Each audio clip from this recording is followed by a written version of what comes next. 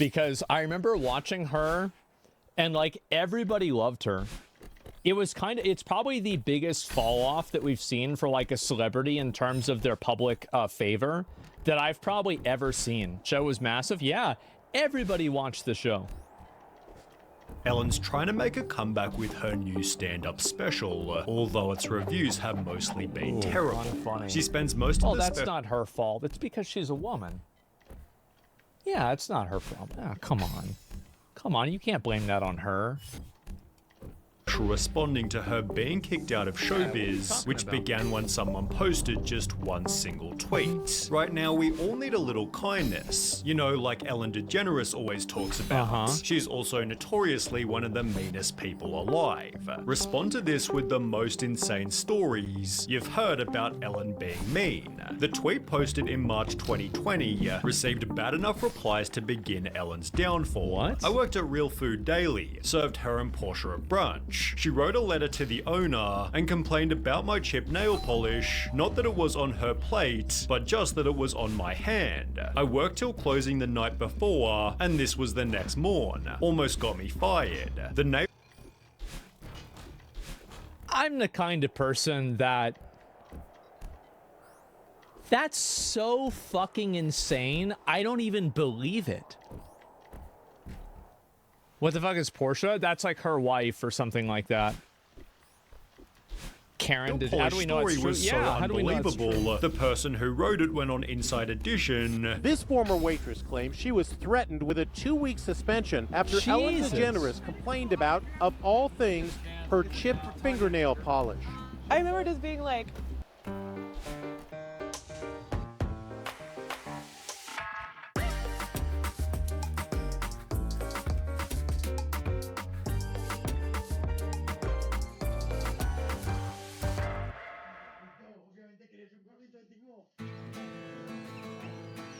¿Alguna vez te has preguntado por qué siempre quieres más? Más lunes sin alarmas. Más primeras veces. Más saltos al vacío. Más desayunos en la cama.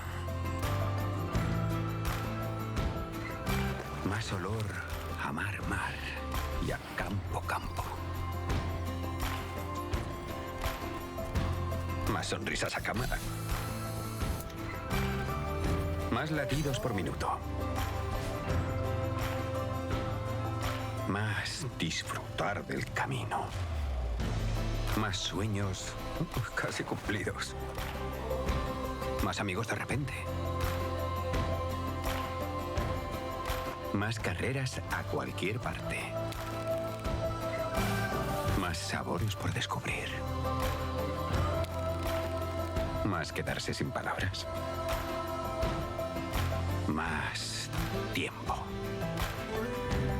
Tiempo para perderse y volver a encontrarse. En definitiva, más momentos como este. Y este. Y este. ¿Y si la respuesta nunca ha estado en el qué, sino en el dónde? Gran Canaria, mucho por vivir.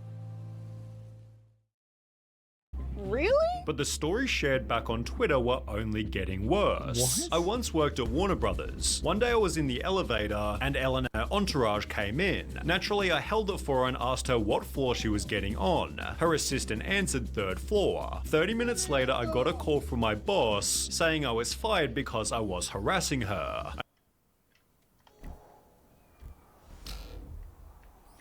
What? Like, what the fuck? An old friend worked on her a lot and smiled yeah. and said good afternoon to her one day and she became unhinged. Who do you think you are? You don't look at me, yada yada. She said Portia was with her and seemed embarrassed and tried to calm her down. Has forever changed my opinion of her. The response— Dude, am I the only person that's like, I hear this and I'm like, you know, citation please? How do we even know this is true? went on and on and on, all of which being compared to Ellen's classic catchphrase. I always end each show by saying be kind to one another. Audience member Dana DiMatteo then went public with her degrading experience on the show. They tell you, you know, you can't be smarter, funnier than Ellen. She's the comedian and the star, not you. Don't be funnier than Ellen. That's gonna be hard considering she's not that funny to begin with. Yeah. If you've been a comedian your whole life and you're afraid a random audience member will upstage you, maybe you're just not funny. Dana then revealed that Ellen's completely different when the cameras turn off. How does the Ellen we see on TV compare to the Ellen you saw when the cameras stopped rolling? Totally different. She would only speak to the audience when the cameras were rolling. As soon as they What the fuck? turned the cameras off, she would not even acknowledge the audience. She would just sit on the couch, basically. Which was supported by Hedda Muscat, one of the show's former producers. Toxic, phony, hypocrite, liar. That's what she Oh shit.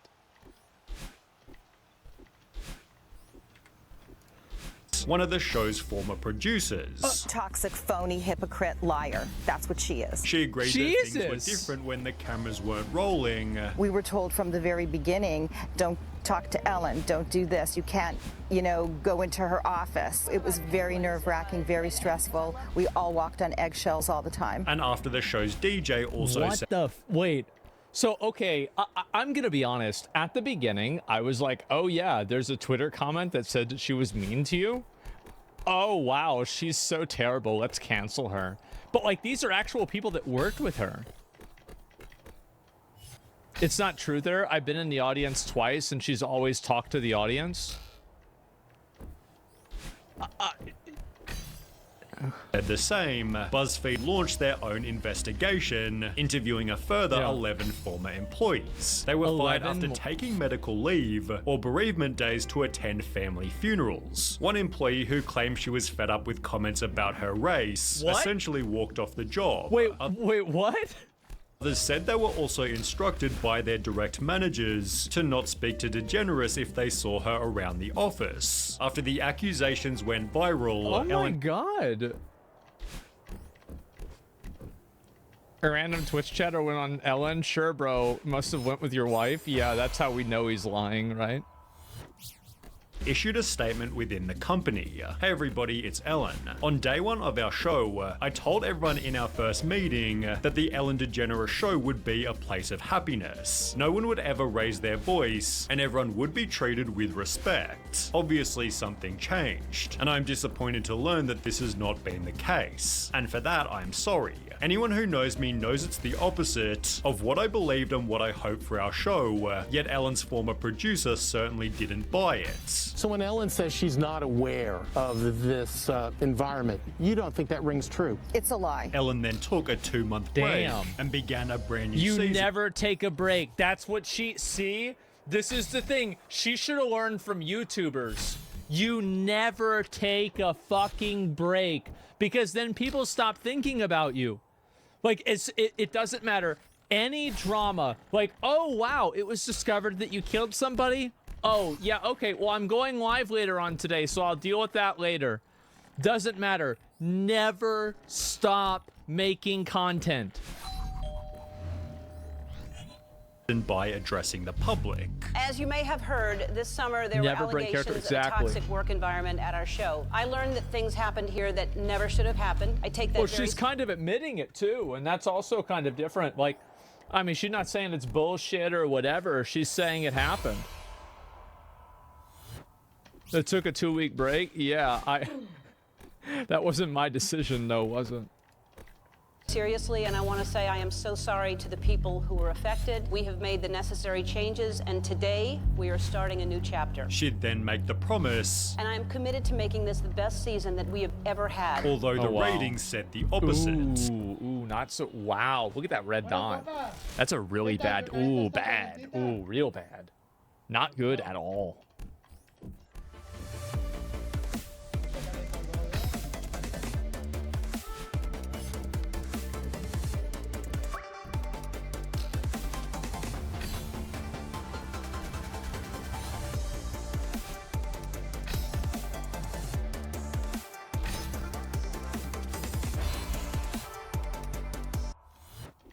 Because only 6 really months bad later, graph. the You see New how York it's going Times down? published, Ellen DeGeneres loses 1 million viewers after apologies for toxic workplace. It explained that Ellen See, had... you never apologize unless you're sorry. Never fucking apologize. I have said some of the most batshit crazy stuff, and do you want to know why I never apologize for it? You did though? Yeah, because I thought I was wrong, right? Oh no, I've apologized for things in the past if I think that I'm wrong. But if I don't think that I'm wrong, you're never getting a fucking apology. Never apologize, never. Yep, that's right. Chat's not listening? No, they just, as I said, there's nothing that's more compelling to a retard on the internet than to misunderstand two things and pretend that they're the same. That is like porn to people on the internet. Speaking of never apologize, the Uperville video of Mr. Beast, yeah. Redditors never listen because they want to be, they dumb people want nothing more than to be smart. Been averaging 1.5 million viewers over the last 6 months, down from 2.6 million in the same period last year. The show's loss of more than 1 million viewers, 2.6... This only had 1 million viewers. It's only a... Is this live viewers or is this like total views? Because like that's like one YouTube video. Million in the same period last year. The show's loss of more than 1 million viewers translates to a 43% decline, representing a steeper drop than any of its competitors. Damn. As a result, Ellen made the announcement. I am announcing that next season, season 19, is going to be my last season. Adding in 19 season, holy shit. The Hollywood Reporter, as great as this show is, and as fun as it is, it's just not a challenge anymore. I need something new to challenge me, with her being exposed also clearly having an impact. She'd state the expose destroyed me, honestly. I'd be lying if I said it didn't. And it makes me really sad that there's so much joy out there from negativity. Oh, what a bunch of horse shit. You're just sitting there, you mad because you're getting called out. You're just getting mad because you called out. What is it? Why has she got to... Yeah, what is this? It's too easy. Yeah, what are you talking about?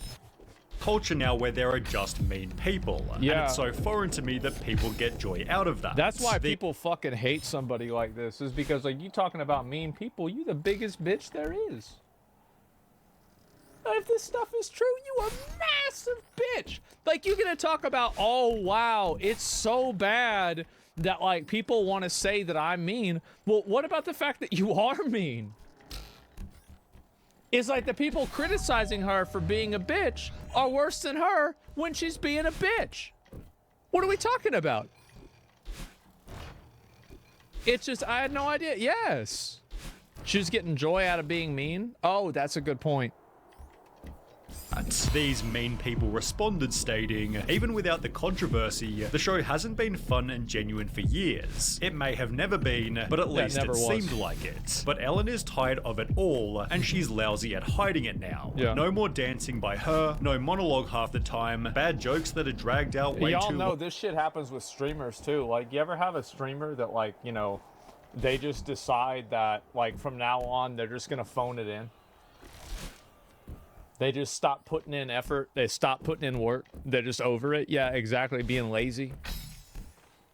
Quinn Summit, DSP, Soda, Payo, Ninja, HoloLive, Dizzy, Grayson, XQC, Squeaks, Aiden, Nick. Oh man, like there's a man, bro. Like that's bad. Everybody getting lazy, huh? Oh, that's fucked up.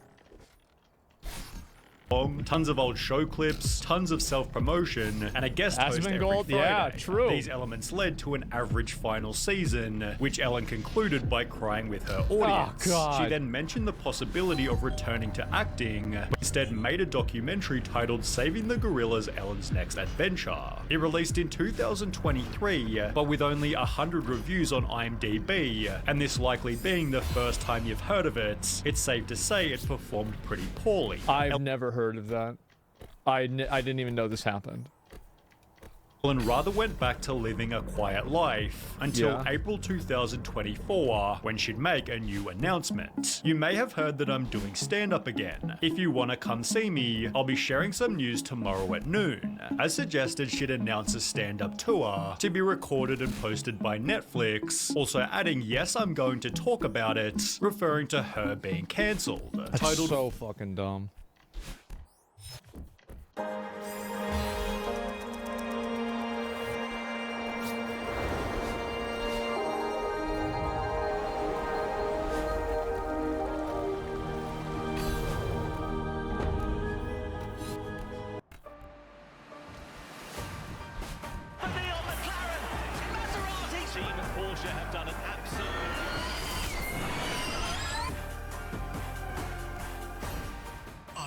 Electrified. Hungok Tire. So cringe, bro. Like, do you know what I did after I got banned? I just immediately kept doing what I was doing before I was banned. But maybe a bit better. Hopefully a bit better. That's it.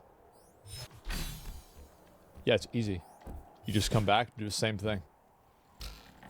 Clean your room? I did. For your approval, the special begins with Ellen walking up a flight of stairs, each referencing a headline that ruined her reputation. She acknowledges the tweet that started her downfall, as well as the employees who spoke out against her, then begins the actual show with a joke about her fall from grace. You know, I used to say that I didn't care what other people thought of me, and I realize now, looking back, I said that at the height of my popularity. Yeah. I'm here because I love doing stand-up, I miss doing stand-up, and I like making people happy, and I do care what people think. Now, I really, look, and I know George Carlin did this, and he's the GOAT, and Dave Chappelle does this, and he's the current GOAT. But I really hate when comedians go up there and just talk. I do, I find it so fucking annoying.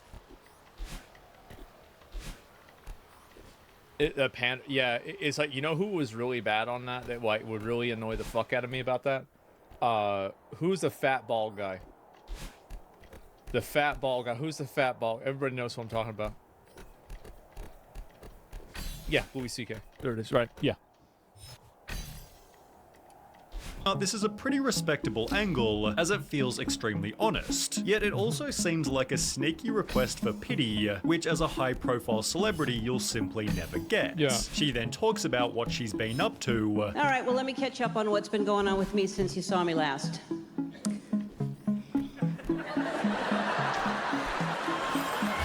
Oh yeah, I got kicked out of show business. Then makes some pretty funny jokes about her new reputation. Everybody heard that I was mean. Everywhere I go, I know everyone's heard that I'm mean. I know when I walk into a restaurant, people are watching, waiting to see if I'll be mean. Oh, look, she's reaching for butter. It's kind of clever. Okay. She was gonna hit somebody. It's kind of funny. On the contrary, there are some pretty out-of-touch segments. For example, her joking about her car features, which you'd clearly only find in a luxury vehicle. Then there's that one, that button that inflates the back of the seat. You know, the one that makes you feel like you're getting spooned by a pregnant woman.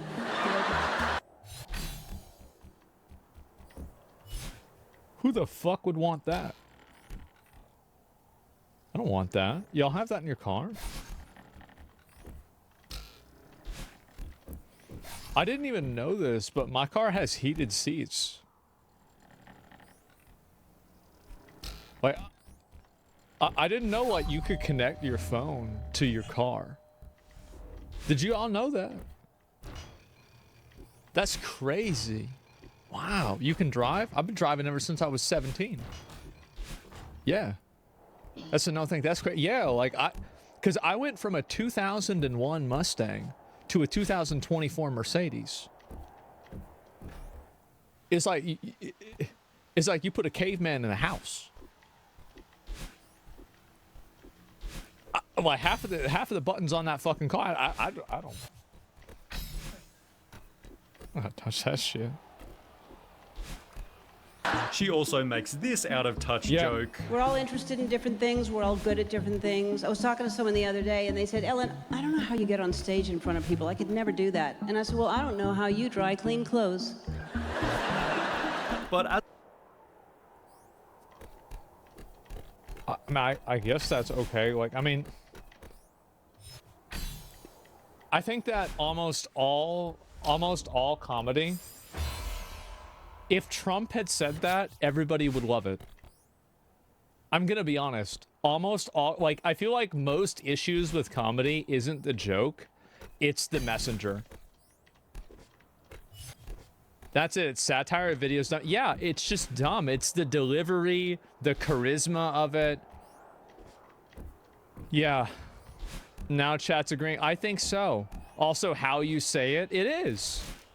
Tone deaf, has to be relatable, I guess. I don't even think it needs to be relatable. I think that there's plenty of people that are totally unrelatable, but they're fucking hilarious. That's not the problem at all. As an overall, the special isn't terrible. Its audience rating of 5.4 stars. 5 is not good. Like, if I got a 54 on a test, my dad would be mad. He'd be pissed. He'd say, what are you doing? Yeah, that's an IGN 7. Yeah, true. Feels fairly accurate, although as you might expect, simply because it's Ellen, the articles written about it have been the negative. Brutal. Yeah. Ellen DeGeneres' unfunny Netflix special leaves so much unsaid. Ellen DeGeneres lets herself off the hook in self-indulgent Netflix It's special. so, like, I hate people that do that. It's so weird, bro. Like, yeah. Ellen DeGeneres is unapologetic, unrelatable, and totally insufferable in her new Netflix special. They'd write, the problem with For Your Approval, aside from the fact that it's almost never funny, is that it feels so disingenuous, so calculated to rehabilitate an image and preserve that triumph for prosperity. Another Abso-fucking-lutely, by the way. Like, I hate when people try to do that. It's so obvious. Why can't you just finish the video instead of constantly pausing? It's only like 10 minutes long. Because I don't like you and I want to make your life worse. I like the idea that you're unhappy and that makes me happy. Semana loca, loca, loca. Ahora en Telepizza te llevamos una pizza, pizza, pizza por solo $8.95. Pídela a domicilio por web o app. ¡Viva la masa! Telepizza.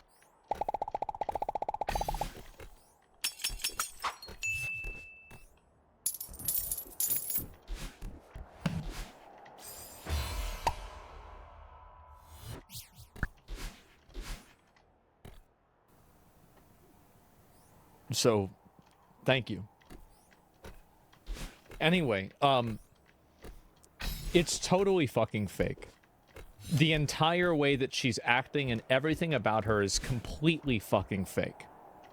It's calculated to and it's the problem is that it's fake in a way that's not entertaining. That's the big issue. Other articles stated it's one of the weirdest stand-up shows in recent memory. Half observational punchlines, half closing argument in a trial, featuring DeGeneres as her own defense attorney. Neither half works on its own. Taken as a whole, it's an exhausting mess. Jesus, bro, like, it's just so fucking cringe. Like, if you want people to like you, you know what the best apology is? Is better content. You think people are fucking, they don't like, oh, we don't like you anymore. Well, just do better. It's like everybody is like, oh, I don't know why my stream isn't doing well. Nobody's watching my videos. Oh, no. Well, maybe because they suck. Maybe because you're fucking boring. Maybe because you're shit. Your topics are boring, the gameplay sucks, and nobody cares. So how about, oh, well, stop trying to externalize the problem. Look at yourself. You suck. They don't suck. Maybe they suck too, but you also suck. You look at yourself. Never found her funny? I mean, now it's like, yeah, it's just how it is. They'd also add self-awareness is different from taking responsibility. DeGeneres offers no apologies or even explanations for her behavior, yet in other more favorable reviews, unapologetic was used as a positive. I like the fact that she's rather unapologetic. It's highly refreshing and honest. This extreme divide can be seen by the audience reviews on Google. There's almost an equal amount of 1 and 5-star ratings, a sad representation of the black and white thinking that plagues the internet so heavily today. Yeah, people are just dumb as fuck, man. Like, that's always what they do. They just want to think about it in one direction and that's it, because they don't want to have to use their fucking brain. She's been full of herself ever since she came out with her sitcom. I'm up for listening. Yeah, it's just so fucking annoying, man. She couldn't even pay people 50 people with 5 stars. The fact that Ellen's blaming the U.S. for electing Trump, moving to the U.K. She's moving to the U.K. because of Trump? Damn, bro, that sucks for the U.K. Man, they've already got an immigrant problem. She just trying to make it worse? Damn, that sucks, bro. Like, they're getting recolonized. Not the Diddy list. You think that's the reason why? She moved because of the Diddy list, her and Tom Hanks? I don't know about that, man. Yeah, we don't want her. Why, you know what I always find to be funny is that all these people that like to complain about like this racism and stuff like this, they always like to move to the other countries that are, you know, the same countries that are criticizing the people that are from the countries that they think it's racist. Why don't you ever go to those places that you keep defending? I wonder why. Why is that? Ooh, James Corden. People didn't like James Corden because he's fat. That's the reason. Who are your 3 favorite comedians right now? I would say, like, I'm not deep in it, right? Like, I'm not deep in it in any capacity, like, at all. Like, yeah, I really can't say. So, I don't know. Bill Burr would definitely be up there. I would say probably Dave Chappelle. I'd say Dave Chappelle would be my number 1. If I had to say, it'd probably be, yeah, Dave Chappelle would be my number 1. Shane Gillis. I haven't really watched a lot of his shit, honestly. I've like seen a few things, but that was it. But yeah, Gabriel Iglesias is the perfect example of a comedian that can just talk and be funny. Oh yeah, I remember me and my dad were talking about that. Like, we were like, he's so good. I love him. And we were talking about like how he's just sitting there talking, telling a story, but it's compelling and the way he speaks is just entertaining, and people just stick around with it. Fluffies and make yeah, right. I think he's so good. And the reason why is he's so genuine and likable, right? And I think that's why Ellen DeGeneres didn't work. It's that basically when you have the image of being like this super nice, wholesome person, that is like such an easy image to crack. Like, there is so many ways that can go absolutely fucking wrong. And I think with her, that's exactly what happened. Yeah, she's not likable. Yeah, exactly. She's just not likable. That's what it is. More like Ellen disingenuous. Yeah, true. One bad day. I saw a local comedy club before it got popular. It was an amazing show. Yeah, sure. We've seen this with Mr. Beast. People do not like extremely kind people. Well, the reason why they don't like really nice people is because 9 times out of 10, it's fake. And so you have people that aren't nice that get really annoyed by it because they're like, oh my God, this is making me feel like a loser. And so it's like somebody has to figure out, like, this is why everybody tries to like justify why, like, oh, well, they're giving to charity. Yeah, for a tax write-off. Or like, oh, they're doing this. Yeah, for attention. The reason why they're doing that is because these are people that are professional loser dick suckers that spend their whole life complaining about shit on the internet and constructing a perfect reality that has left them the only thing that they could possibly do is live at their mom's house, not have a job, order McDonald's on DoorDash every day, and jack off to animals that aren't real. That's the only thing that society has allowed them to do. And they've constructed a world where that's all they can do. That's it. Moderate, yeah, and be a Discord moderator. How do I know? Because that's just the way it is. And so This is the reason why people like to shit on celebrities. Now, Ellen DeGeneres, fucking bitch, shitty stand-up, who cares? But there's plenty of people out there that are not that shitty, and they still get shit on. It's because people hate being reminded that they ain't doing shit with their life. They ain't doing a fucking thing. I think Keanu Reeves has done quite well, though. You want to know why Keanu Reeves does really well? It's because he's not faking it. He's just a nice guy. He's just he's an average nice guy. He's humble, you know, normal, great actor. And it's John Wick. That's another really big component to Keanu Reeves. He's always making movies. So you always, and he's good in the movies. People like him. That's the reason. You keep cooking, and people are gonna like you. Talk less, people won't know. Yeah, exactly. I came to a couple's wedding in the UK because they met him in a pub and they asked him. Yeah, I think that people like the idea of celebrities and people in like big positions like that just act normal, because I think that people don't like the ivory tower shit. That's what it is.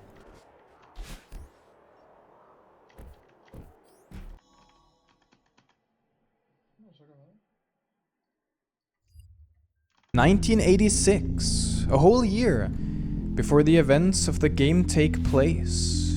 We're on the road again. I don't need to tell you that this assignment is top secret. Yes, sir. Based on what I saw during my previous visits, could be in for a very long night. Look at those two, man. This is your first exorcism. Yes, sir. Are you afraid?" I like it, you can hear it. I know, sir. That's father to you. I'll give you a word of advice. Follow my instructions with exactness.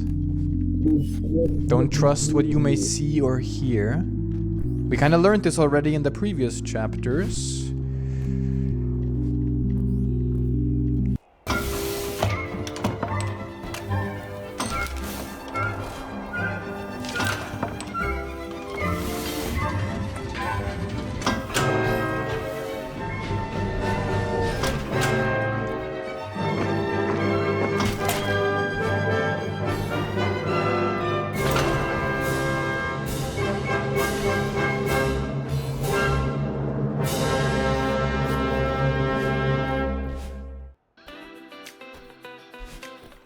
Tengo tres grandes responsabilidades. Una es dirección de tienda, que es gestionar las tareas del día a día con mi equipo.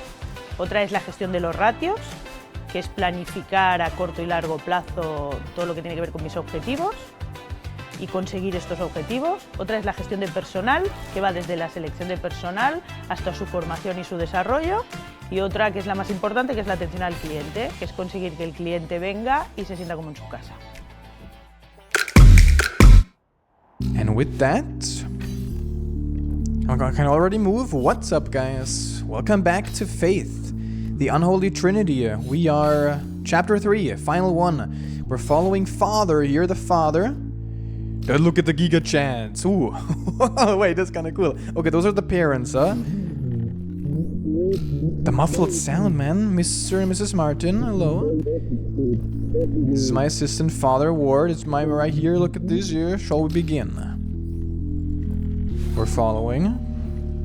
You too, everyone? Coming in? Okay, man. Amy, huh? Amy's downstairs, of course. Can I talk to you? Nope. She's in the back. I had to tie her up. I understand. Don't be afraid, Mr. Martin. The Lord's servants are here. Oh, you coming with? Oh, if you say so. Is the mom staying up? I mean, I think both parents shouldn't be down there, right? When it actually happens. We going? Yep. Oh boy, man. Okay, the suspense. I mean, we had this in chapter 2 as well. Oh, are you following me? Yep. Okay, you're staying behind. Smart. It's gonna lead up. Oh, you're right here. Hello. Wait, am I alone? Wait, am I alone?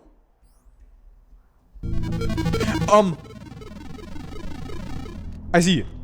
Oh crap. There was a memory or what? I don't know. But isn't this like the actual memory? That was like the chapter 1. I don't like that though. I don't like that we were able to... I can't use spacebar apparently. Can I talk to you, man? No? God damn it. Okay, I mean, she has to be down here. Just tie it up. I don't like that. Hello. Ooh. Okay, a lot of cutscenes. I like it. Hello, Amy. Are you... Can you hear me, Amy? Are you already possessed? Are you okay? You gonna smile at me? What are you gonna do?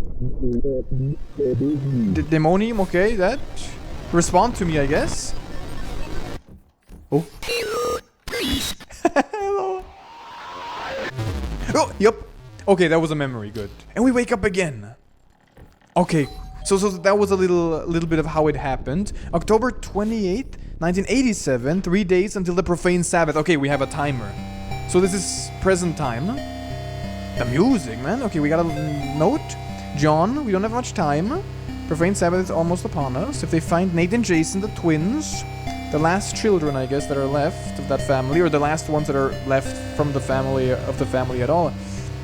Perform a ritual, yup. The demon is Malthus. In the process of discovering their whereabouts, contact you soon. Yeah, must not let them do to the boys what they did to Amy. Father Garcia. Let's go. Do I have... Yep.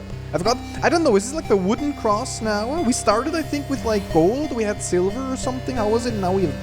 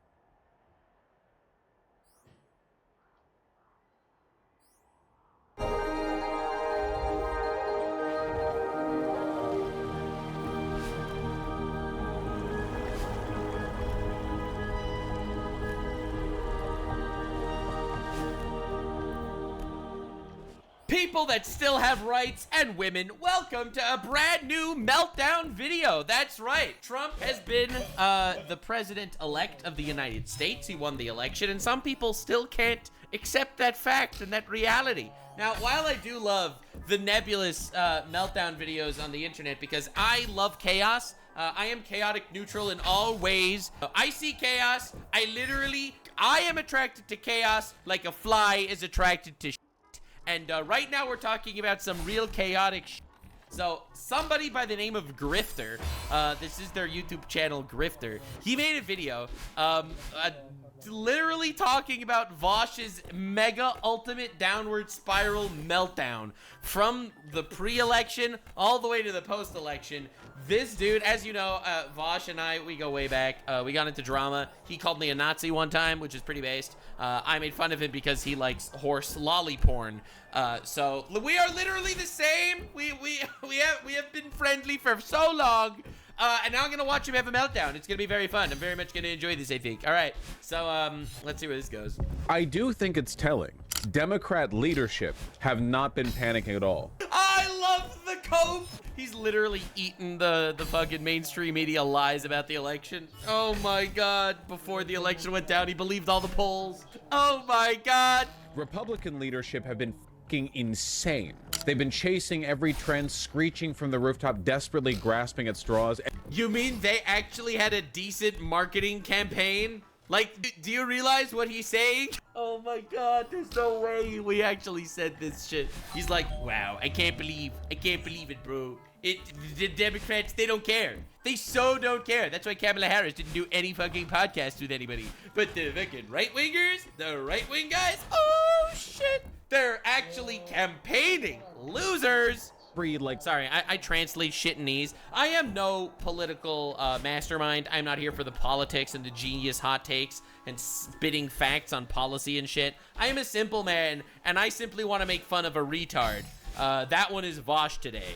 The current event they try to jump on, they won't shut the f up. They've been acting desperate. You mean they've been campaigning? I don't want to oversell you guys on it, but I just think there's a very real possibility of a blowout. There was. I'm sorry, I'm enjoying this so much. I'm telling you, man, there's something most scrumptious brewing in Pennsylvania. Is that the delicious wafting scent of a fresh blueberry pie? He makes himself look like such a moron. Oh my God, this is incredible. Oh, I love the chaos. Oh no! Isn't it crazy if she lost the popular vote? Not saying she will. I don't think she's going to lose the popular vote. That's not going to happen. I mean, factually not going to happen. I mean, California's votes are nowhere near all the way. Like, that's not going to happen. Yeah. Kamala is just not speaking at all, and her watch party is dissipating. Is that true? Is she really not speaking? Uh-oh. Ooh, it does look pretty bad, yeah. Well.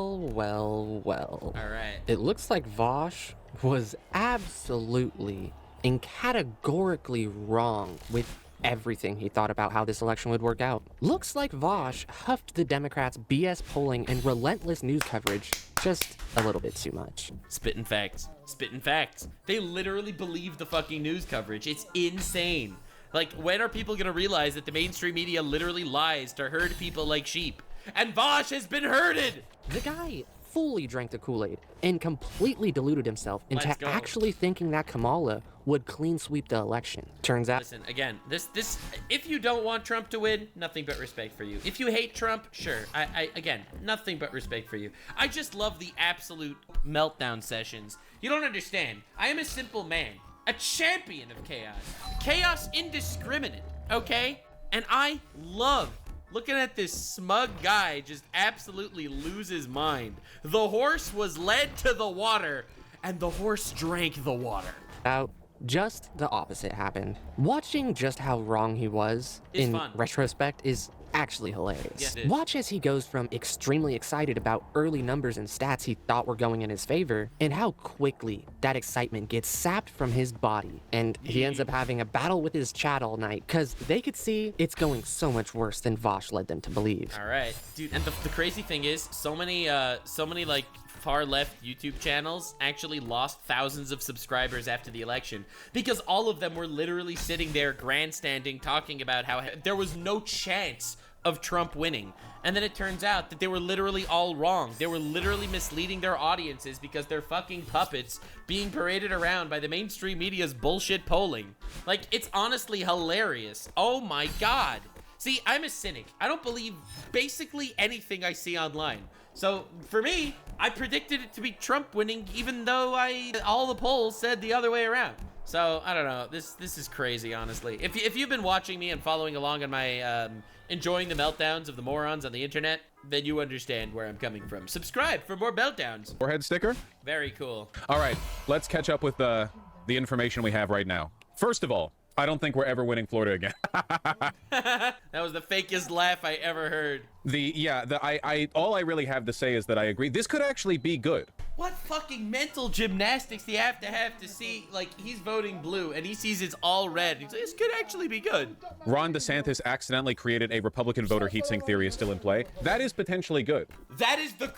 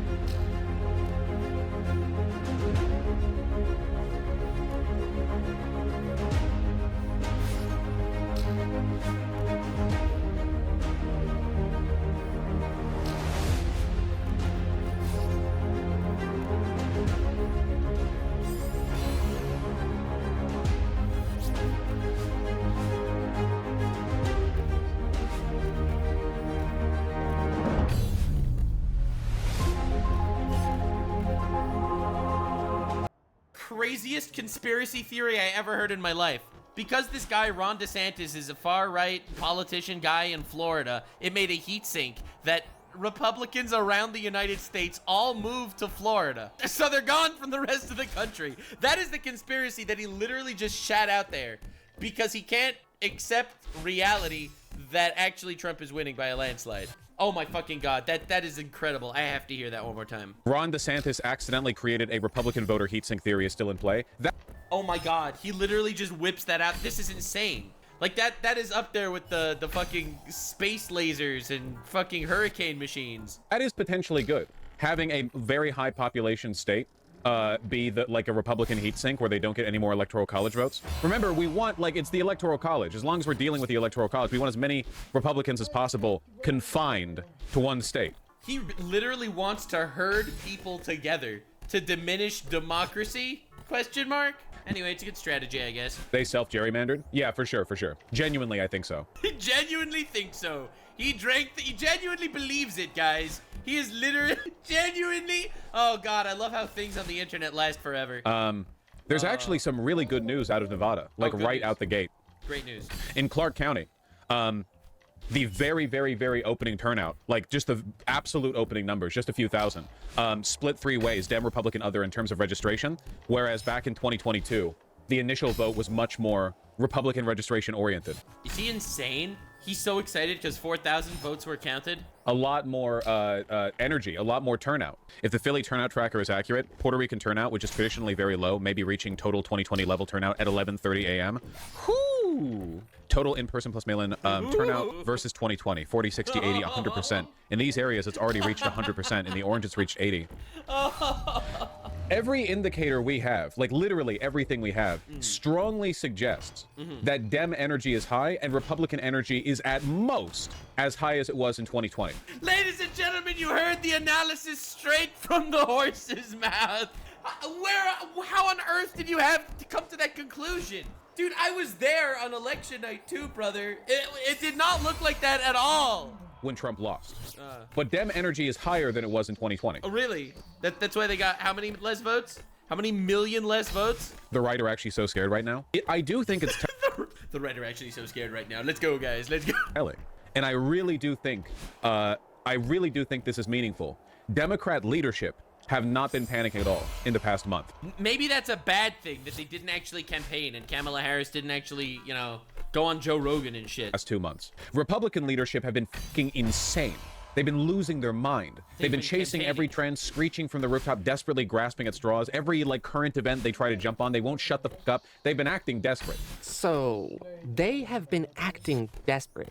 I mean, if you mean them screaming from the rooftops and begging their listeners to help churn out every vote they can, then yeah, it sounds to me like that's just what a campaign is supposed to do, right? I mean, I could be wrong. I'm no political analyst like Vosh. I just like people having meltdowns, okay? Sure, I guess. I mean, to me, that sounds like more like a good game plan, but go off, Queen. Yeah. The truly ironic part about this, though, is by the end of this, you're gonna be the one that's acting desperate. Ooh, is that epic foreshadowing? Do you think there's an outcome to this election that's absolutely so pro-Kamala that MAGA will not contest the victory at every point? No, they're going to contest it no matter what. I think the most... Oh my god, and now people are actually saying that Trump rigged the election. Holy shit. Like, positive possible map we could ever get. Like, this would be the insane edge case. Like, would be solid blue wins in North Carolina and Georgia. A Pennsylvania landslide. Why does he do this? Why does he do this? Bro, he just doesn't stop. Oh my god, he just doesn't stop. So my guess is a landslide here, an edging here, a little bit of horse porn sprinkled there. Like a 6 or 7 point in Pennsylvania. Just some wild shit like that. Wild shit. It's gonna be crazy. Iowa ends up being a toss-up or even light blue. I mean, it's not like Ohio. People know, nobody talks about Ohio. Ohio is, first of all, not a real place. You've all heard the jokes. Second of all, like, Ohio is just as much in play as Iowa is, if we assume that Iowa is in play in the way that cells are implied. None of that made any sense. Right? Do you think it'll be called tonight? God, it's my favorite thing about some of these people. It's like he obviously doesn't know what he's talking about. We could look at this in retrospect. Like, literally in retrospect, we could look at this and see how stupid this man is. But this is very funny. Some states might be called. Well, okay, some states will be called. They're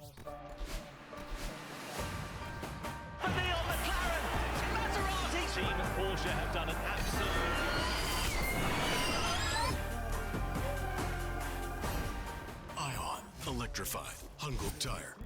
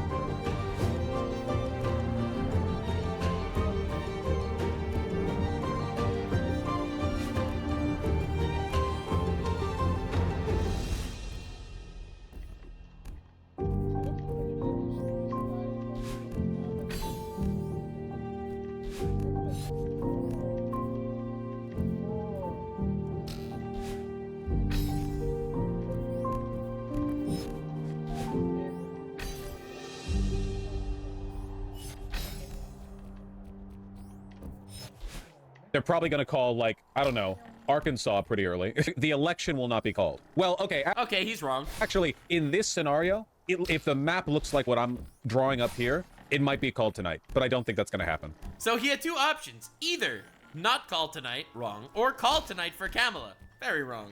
That would be like that would be a blowout to, that would be for the history books. That's all I can say. Well, it kind of was for the history books, but literally for the opposite reason. Oh my god, he does not stop. He's huffing that copium so hard. Kind of funny how his predictions ended up being almost 100% wrong. And in fact, things ended up being about just the opposite. It's almost like these political commentator people are just fucking idiots like the rest of us. Especially people that don't actually read policy and don't actually discuss things or do anything to research shit. And they literally just spout whatever headlines are saying on the internet? Because his blowout map of Kamala winning 308 electoral votes actually ended up being Trump with 313 electoral votes. You know, this is what happens when you abandon your principles and huff the mainstream media BS. All because you hate Trump and want to see him lose so badly that you're just blatantly willing to believe whatever the media and the pollsters feed to you. And the Seltzer poll really exemplifies this. It really made these guys think that there was going to be some sort of Democrat blowout. That +3 poll from Iowa really made them think that things were going to be going really good for them. And if you think about it, this is part of the reason why Trump and Republicans did so well. Because they don't believe the polls. 100%. Step one is stop believing what the mainstream media is shoveling down your throat. Like, completely and honestly. They have already seen just how wrong they could be in 2016. All they cared about was rallying their base to go vote no matter what. Democrats thought that 2016 was just an outlier, and that only happened because they had the models wrong, and that they had since corrected their methodology for the future. Well, they didn't. Pollsters only attempt to do one thing: herd voters with BS. All of this 50-50 polling we've seen up until Election Day was just a blatant attempt to convince Democrats that Harris might actually be a good candidate. Honestly, real. Such a true analysis. Like, I firmly believe that when it comes to polling, first of all, I don't know a single person that ever polled. So I don't know where the fuck they're getting these numbers from these random polls with tiny amount of people that actually polled. So no idea. Now, that said, and I think this is important to note, I think that the mainstream media people make up polling numbers in a way that they think will herd people to vote in the way that they want to. Like, they're gonna make it look close to make people feel like their vote's gonna matter and shit. Have you considered flipping a coin then going to bed? I don't think it's going to be a coin flip. I think, okay, maybe I think it's a coin flip between a slow, agonizing grind out of a race which could go either way, or a Kamala blowout. So I still think it's a coin flip. It's 50% chance that it goes to blowout, 50% chance that we get the original anticipated slow, grinding, miserable, agonizing election result, which might go either way. Dude, how does he show his face? How does he show his face? Oh my god. How? Like, that is... How do you make a prediction like that in this field? Oh my god. I think we are going to see an unprecedented wave of third-party independent voters going for Kamala. I really do. Kamala is not as much the entrenched establishment politician as Joe Biden is, not even close. And there are a lot of people, there's two angles from this, right? There are people who have fallen out with the MAGA cult. There are young people who aren't Democrats ideologically, but understand that she's preferable to Donald Trump, but they're still mad about Gaza, which, you know, good. It's good to be mad about that, you know? There are a bunch of different directions you can take this, but I really do think independents are going to break hard for Kamala. I just don't know what... He literally invented a whole ass voter base.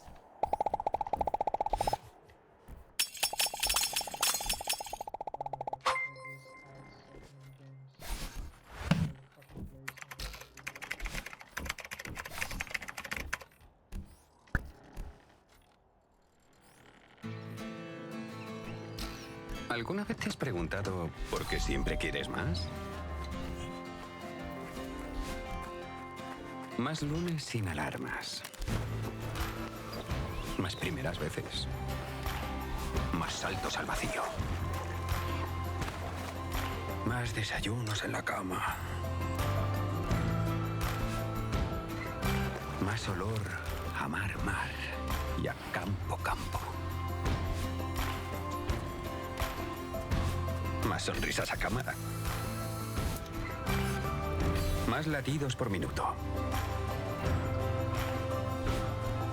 Más disfrutar del camino. Más sueños casi cumplidos. Más amigos de repente.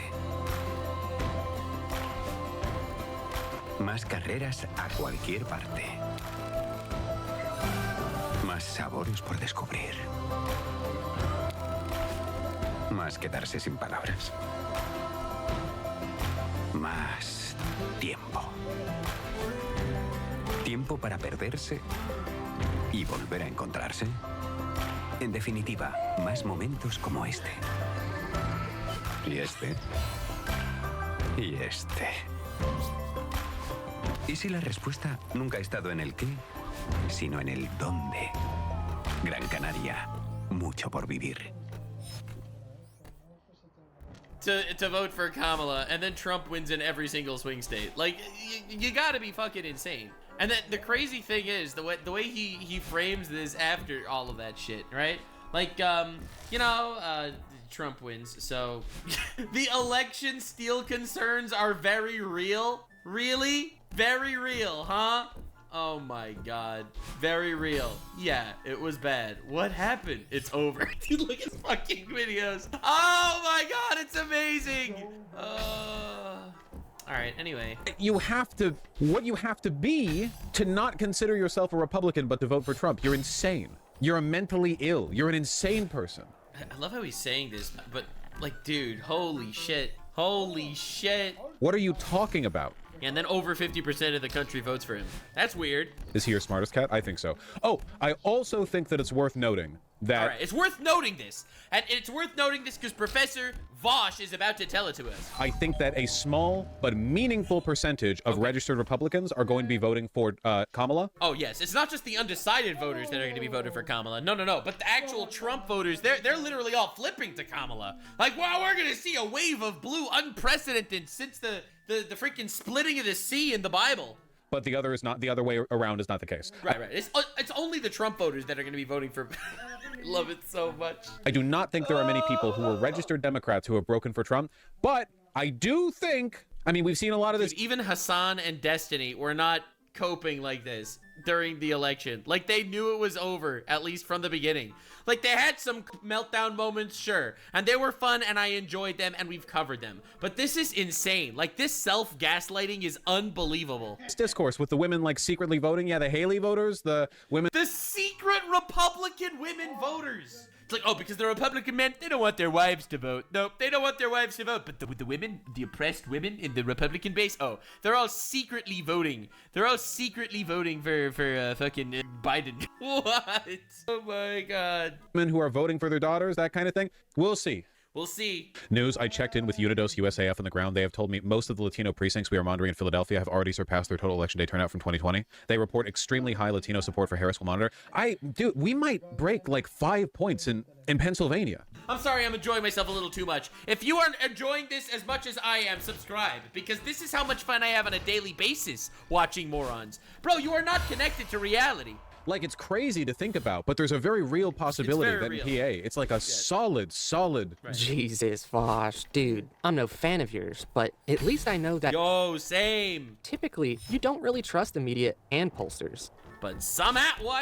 What happened to the screen? Anyway, but yeah, no, but somehow people were really quick to believe the random media people when it confirms their biases. I'm just saying, you gotta be a cynical douchebag like me. But for some reason, you huffed the fumes coming from the mainstream media and pollsters to such an insane level in the come up to this election. All this discourse you speak about is just the mainstream media hurting. They are just trying to put the idea in people's heads so they end up doing what they want. And it looks like you fell for it, hook, line, and sinker. I mean, come on, this guy actually thought that Pennsylvania was gonna go 5 points in the favor of Kamala? You, sir, were huffing that hopium far too hard. Watching this in retrospect just makes you look like an utter fool. That's what I'm here for, ladies and gentlemen. If something really dumb happens on the internet, I will find it, okay? I'm just telling you. That is literally my bread and butter. Which you definitely are, but I thought you might mask it just a little bit better than you did. Sheesh. Clark County update, it's looking better for Dems. Oh, no. I'm a Clark County believer. I'm a Nevada believer right now. I'm not a believer. I'm absolutely a Nevada believer. Look at this. Sure. So far in the turnout, Republicans are the lowest repped group. Oh Democrats are marginally ahead. Other, unaffiliated, is growing. And I think they're going to break Democrat. I think it's going to be a Blavada. A Blavada. Yep, Nevada's cooked. Yeah, for sure. Nevada, absolutely, 100%. I remember when you thought Nevada was going red for a while. I'm out. That is true. I'm not like an evangelist. I update my positions as I'm exposed to new information. I'm not ashamed. He used to think it was going really well for the Democrats, but that one state was bad. But now he thinks that all of the states are going for the Democrats. To do it for votes today, mainly because the county has gained 38,000 people since the last presidential election. I don't want to oversell you guys on it, but I just think there's a very real possibility of a blowout. Todo para esta temporada. Unas fechas repletas de alegría y placer. La temporada del sabor. Y el sabor de la temporada es umami. Kikkoman, disfruta de la temporada. Before we started using Appian, our clients were using really outdated technology. In 2020, we actually took over handling claims on behalf of the insurance company that was still highly paper-based. We knew that we needed to have a much better digitally enabled workforce. This platform needs to enable our claims handlers to handle insurance claims from first notification of loss all the way through to settling the claims and everything in between. We needed the platform to be scalable, but also easy to tweak and change and update things as we go along. And we selected Appian as the best technology. He doesn't want to oversell us, guys, but he's going to hit us with the worst prediction in political history. But oversell is exactly what you did. This isn't overselling. This is selling a whole ass other product. Blowout definitely happened, but the exact opposite of the blowout you were hoping for. Watch, when the stats start coming out and showing bad signs for the Democrats, watch how he just shrugs it off time and time again, and actually just ends up getting mad at his chat for daring talk about the reality that is unfolding before them. Give me the number. University City in Philly, Big Dem stronghold, just hit 100% of its 2020 turnout. Yo, nice. Wait, they didn't just hit it.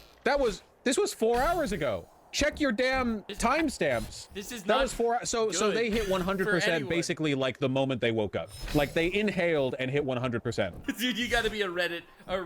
By now they're probably like 120%, maybe more. Oh my god. Like how is that a sign on either side? I'm telling you, man, there's something most scrumptious brewing in Pennsylvania. Is that If he says blueberry pie again, I'm gonna lose my shit. The delicious wafting scent of a fresh blueberry pie? Oh my fucking god.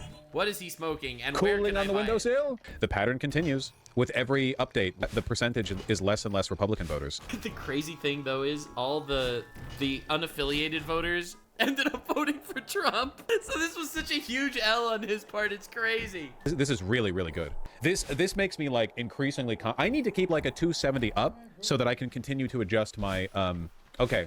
Let's go back to this really quick so we can. Oh my god, he literally doesn't stop. Can like reset my again. So my current prediction is that there's a 50-50, not between Trump and Kamala. The 50-50 is between a slow, grinding, agonizing, very close election result that'll take several days to either candidate, or a 50% chance of Kamala Harris blowing Donald Trump out. Just absolutely breaking his back in. Old man bottom. Trump addressing a blowout. I don't think there's any chance of Republican blowout. Oh, this is the professional political speaker. We've all been listening to him for his hot takes and political insight. His analysis is always 2 steps ahead. I think there's a solid chance of a Dem blowout. I think there is essentially no chance of Republican blowout. I'm blowing out my left arm, now I'm gonna blow out my right arm, and I'm blowing out my damn throat, too. All right. He's so relatable. Sheesh, this guy jacked himself off far too hard with these early numbers. And notice the excitement and the energy behind him. Trust me, that excitement and energy doesn't last much longer. As soon as the numbers start coming in that it's not going to be this blowout prediction that he expected, the excitement quickly bleeds from his body and gets replaced with utter hopium and rage at his chat. Apparently, the Georgia Secretary of State is expecting about 500,000 more votes this year than in 2020. Brad Raffensperger estimates 5.3 million people vote in Georgia. I love how every time this guy sees some sort of poll saying that they're estimating more votes, he immediately thinks it's a victory. Like, how fucking brain dead do you have to be to look at things like that? If you're getting more votes, it's probably because people do not like the current administration. Look, I'm no political analyst, but I am like a normal, semi-functioning human. Okay, if this ends up being true, if turnout is this good in Georgia... Oh my god, this is tragic! Like, what the frick, man? Like, this is brain death! Has to be a lean Dem. Again, in what world is Trump getting a massive bump up? Why would new people that didn't vote before now decide to vote for Trump? That's gotta be insane. Well, maybe it's people that didn't like the establishment that are now voting. You moron, like, duh.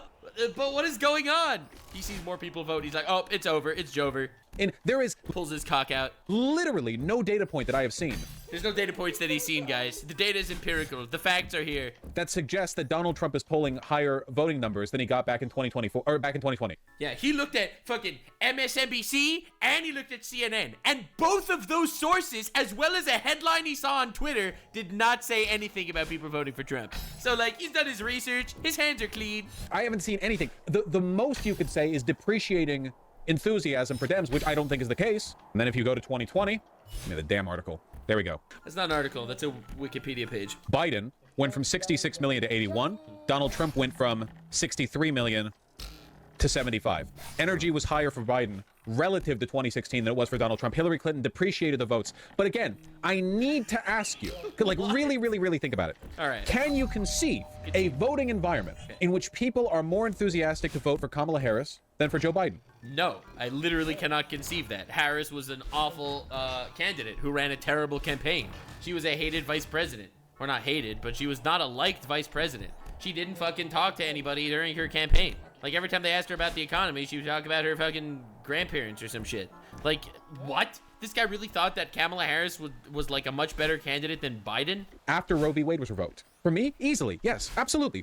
Easily. In so high energy with the replacement leading up to the Roe v. Wade, Kamala Harris is be the first female president. Much better choice than Hillary Clinton for a lot of What? Oh my god. Bro, you thought that people were going to vote for DEI purposes? reasons. Like a massive potential increase in enthusiasm, which, by the way, is reflected. We took a look at the data. Dem enthusiasm hasn't been this high since 2008. Where the frick did he get this data? This so obviously wrong data. Since Obama blew John McCain's back out, old man Yowie. Now, once more, can you imagine a scenario in which Donald Trump gets more votes now than he does in 2020? Like, he digs his hole deeper and deeper. This is incredible. This is so fun. Can you even imagine, conceive a reality? Doctor Strange couldn't see a reality where Trump got more votes than last time. Maybe by a little, but by how much? Percentage-wise relative to the total population. He's literally just saying words at this point. What has happened between 2020 and 2024? Las redes están llenas de expertos, creadores de contenido, expertos en cocina, en moda, en humor, en deporte. Pero hay una cosa que les falta a todos estos creadores. ¡Campo! ¡Les falta campo! Por eso, desde Bonaire, les retaremos a vivir la esencia del campo. ¿Serán capaces de lograr el reto? Próximamente en las redes de tus influencers favoritos.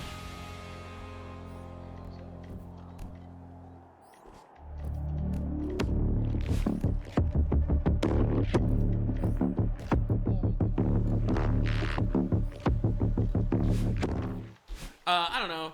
There's a war in Israel. There's a war in Ukraine. There's a war in the Congo. There's a war in Yemen. Okay, so that's happened. The economy's shit. Everything is more expensive in the grocery stores. Do you want more? Do you want more things that happened over the last 4 years that might make people decide to vote for a different thing? Inflation? Yes. Immigration? Sure. But What? is that really that much more extreme than what Donald... Inflation?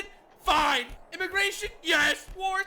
Okay. Cringe? Fine. What is he saying? I'll concede to you those 47 points, but you don't really make anything good. Trump was talking about all the way back to 2016? This guy actually fooled himself into thinking that Kamala could get more votes than Joe Biden. Poor guy. Insane. Turns out she ended up getting something like 5 million less votes than Trump at the current count, and about 10 million less than Biden at the current count.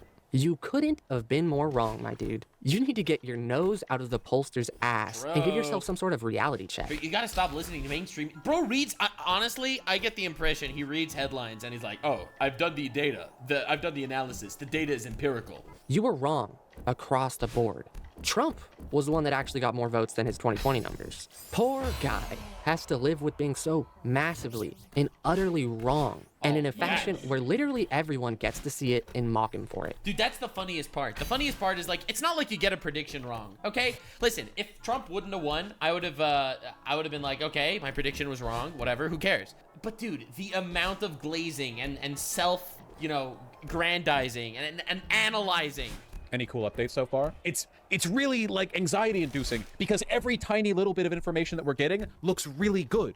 But it's Bro was literally living in a different year. He was looking at the 2020 election while in the year 2024. Like, what one piece of information actually looked good? Aside from one random, blue Democrat glazer guy on Twitter. Like, I don't understand. It's all like little bits. We're reading tea leaves right now, and the tea leaves keep telling us, like, it's looking really good. What? But it hasn't happened yet. Clark County update down up 3.7. The trend is continuing. The trend is continuing. Look, He's literally reading different data than the rest of the world. It's actually insane. these dotted lines are the projections. The non-dotted lines, oh, I guess they still have dots on them. The solid lines are the actual. It's following the line. Clark County looks like we might get, well, hold on. Wait, 1 second. Clark County 2020 election results. Let me get the, let me see what they looked like back then. Okay, Clark County went, what is this? +8, +9 points to Biden before. So if we can get a higher proportion here, which is going to come down to the other percent here, the non-registered voters. Right, of course, the non-registered voters. It's indicative. It's indicative. Hamilton just swoosh. Hamilton actually in the blue with 65.5% counting, which is a pretty substantial amount. +7 to Dem +1. Hamilton's gone woke. Lin-Manuel Miranda, you've done it. You've done it yet again. Thank you. Oh my God, watching this is amazing. Oh my God. Market looking. Oh no. Isn't this like 5 points closer than it was when we... Polymarket's the betting website that XQC bet $700,000 on Camel on this website. Looked at it an hour ago. Oh! It's 0.9% closer than an hour ago. It's over, bros. No! Look at the glee on this man. Oh my God. That smirk is gonna turn into a frown very soon. I've never seen this amount of copium in my entire life. Ever. Oh, no. Like, it's incredible. How could someone be this wrong? Like, and this is what he does for a living, too. How could you be this wrong? Does anyone else think it's really stupid how much they lowered Harris's face in her little, like, fighting game select screen icon right here? This dude really thought when he's seen a couple arrows moving blue that the Democrats have done it. Well, by the end of the night, he's gonna be looking at the very same map, and it's gonna be nothing but a sea of red arrows. Yes, Something that if you told him that at the time was gonna happen, he would have never believed you. Nope. Isn't it kind of funny how lefties just shrugged off Polymarket over and over, but every time that it slightly moved into their favor, they all of a sudden got excited about it. True. They're like, bro, it's just a betting site. Who cares? Betting sites don't count. And then it goes up by 0.9%. They're like, oh, it's Jover. Kind of weird, eh? Well, unfortunately, that would be the only time Vosh looks at Polymarket that night, because if he did, he would have noticed that swing did not last long. And in fact, ended up getting extremely bad for Kamala, not long after he ejected. Now, watch as the data starts coming in that things aren't going the way he hoped, and how he just deflects from it over and over. Look at how big the disparity is in the remaining vote count. Atlanta and Atlanta suburbs are like 80% of the remaining uncounted votes. You know what I think? I think that Georgia is so in their election process that, like, this is going to be a nail biter for like 48 hours, you know? It wasn't. Like it's amazing. Did he say anything right that entire day? I feel like he didn't say a single correct thing. Seem like they're almost done, and then right when it seems like they're about to be finished, and it's like 5 points in either direction or whatever, they're gonna say like, oh no, wait, actually, there was a small procedural issue with at this point in time, so for that reason, we're redoing everything. He's literally making up conspiracy theories in real time. He came up with a whole ass, extended universe of recounting votes because it's so close.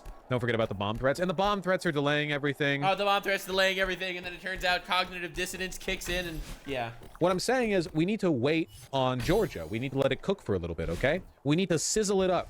Bro got sizzled up so hard. We need to let it roast and toast. I say let it simmer, set it aside for now. Okay? Okay. Set it aside and let it simmer, guys. Interesting. You sure weren't saying that about the stats you were reading earlier. He sees one state going red. Set it aside, let it simmer, guys. He sees one random fuck on Twitter saying some...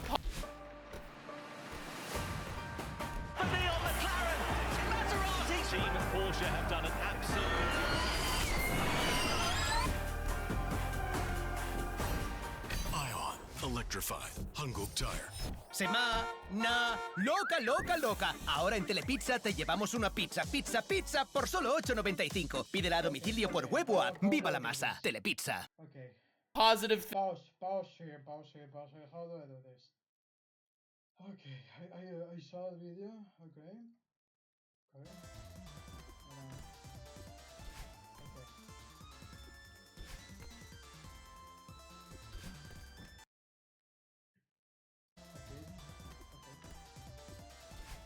Just before you dash down, same there. Dash down, and just the right of this. Okay.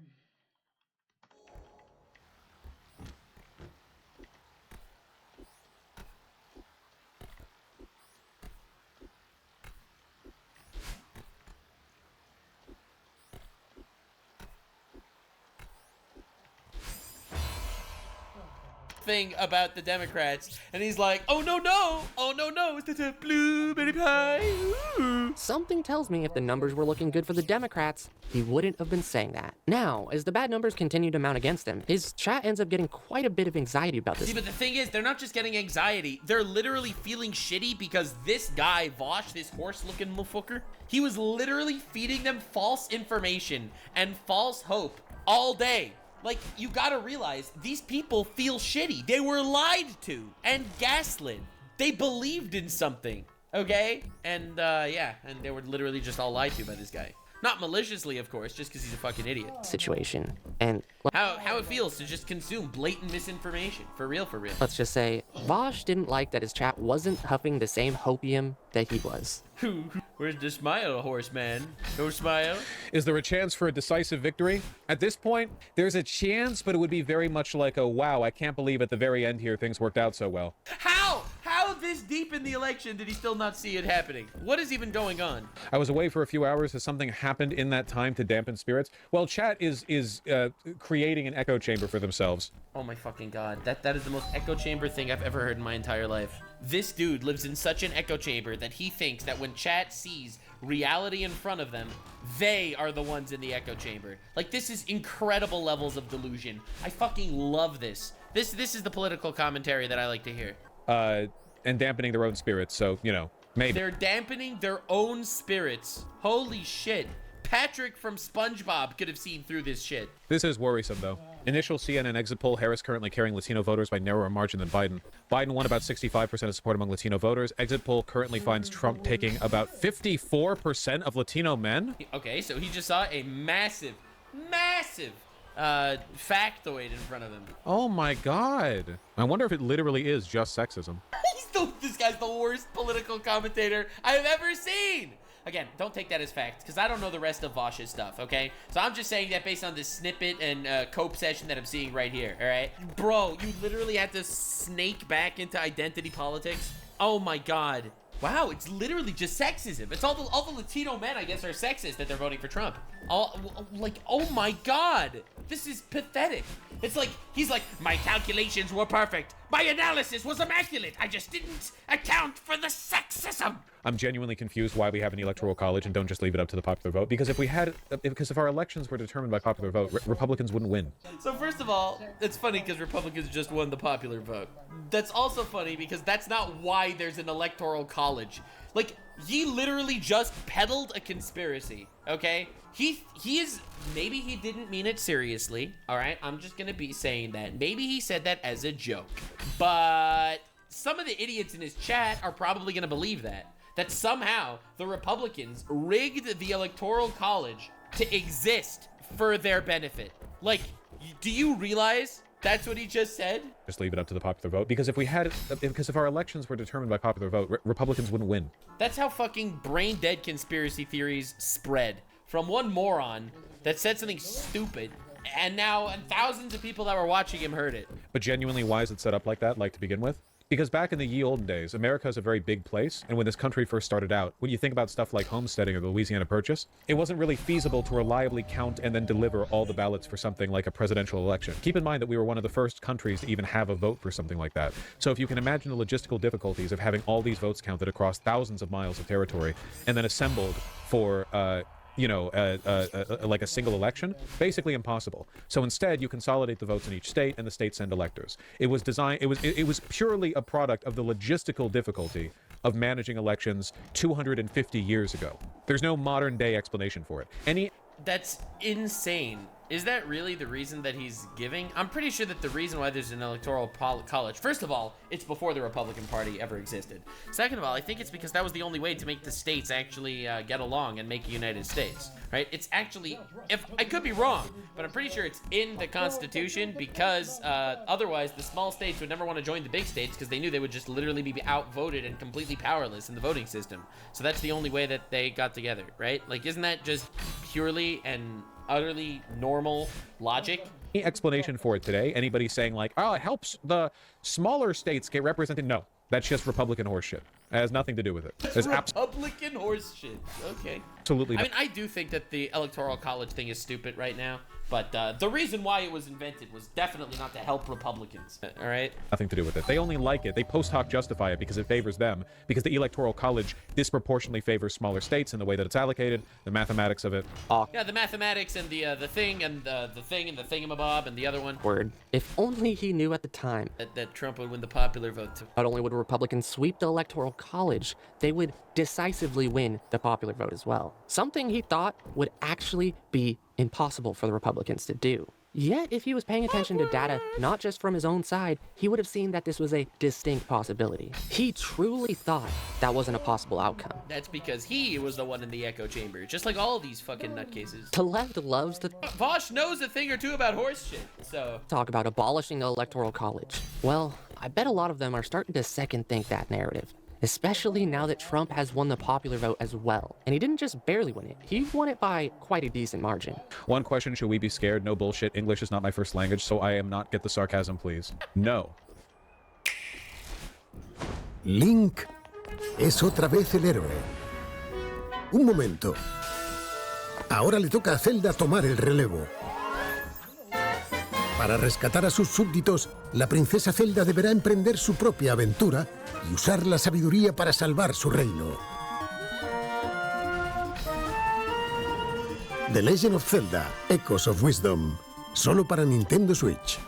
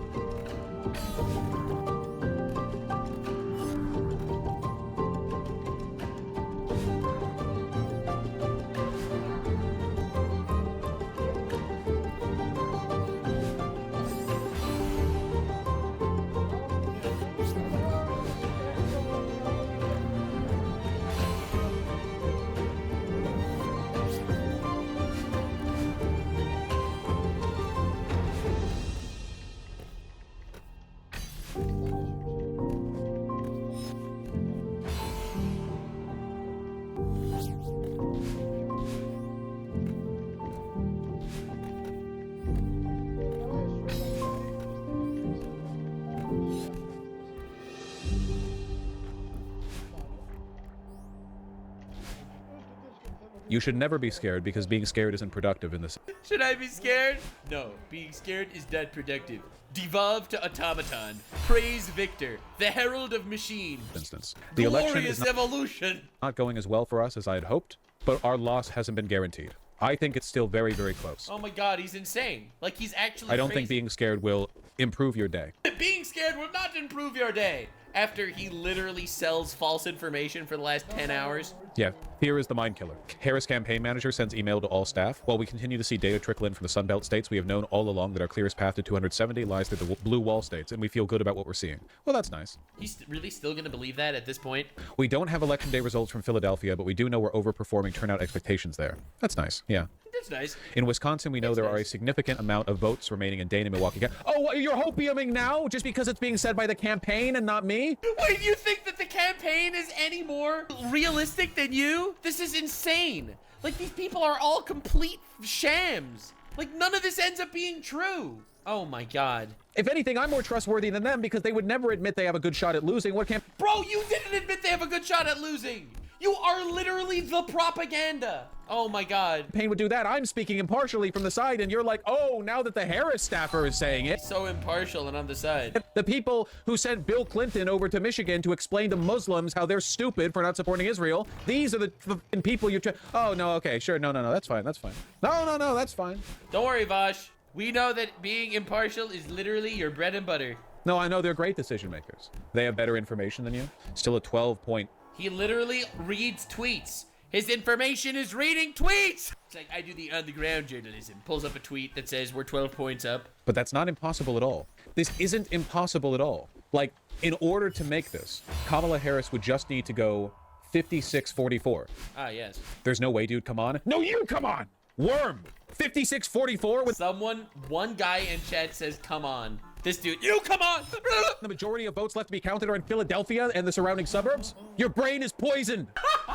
The irony. Nah, bro, your brain is the one that's poisoned. Bro just started tweaking and crashing out. Thinking that Kamala could have gone 56-44 in her favor at this point is truly next level copium. Were you like snacking on lead chips during this election night stream or something? I get wanting to win. I even get writing off a lot of the stats that don't go your way. But dude, you were hoping for a pipe dream at this point. At this point in the night, I'm pretty sure the New York Times needle was something like 75% in Trump's favor. And you were still sitting there acting like it was a 50-50 race to your chat. Sheesh, what an absolute joke. Yeah, no, it's honestly humiliating. It's humiliating. It is genuinely wild that Harris seems to be underperforming Biden literally everywhere. Yeah, that's because they had a terrible campaign. Yeah, and the last 4 years were shit. That's just not consistent with any of the information we had running into this. Well, you know, if you were like me and didn't believe that shit, you would be in a much better place, horseman. It doesn't, in terms of like voter approval, it doesn't track. He's so confused. The mainstream media lying for their own benefit. Impossible. It does feel like it's sexism. It does, but I don't. Oh my god, dude, Hillary won the popular vote. Shut the fuck up. Oh my god, these people are insane. Like, they're not willing to look reality in the face. No.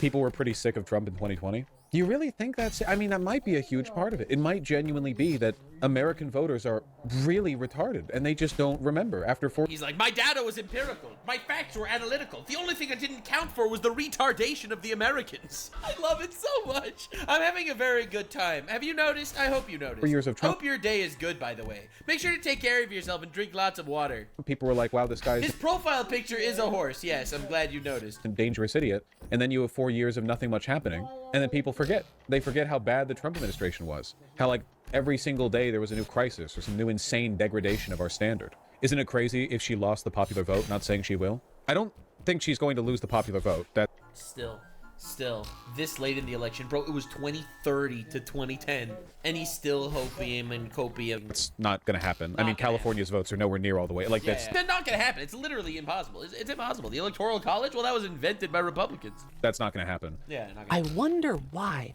that would not be consistent. Because he reads I know headlines. you wouldn't agree with this, but have you ever thought that maybe everything the Republicans were saying about the 2020 election being stolen might have been true all along? Shit. Could that be why she underperformed across the board compared to Biden? Or I guess you could believe that she got 10 million less votes than Biden when you thought the excitement was higher for her than Biden, all because of sexism.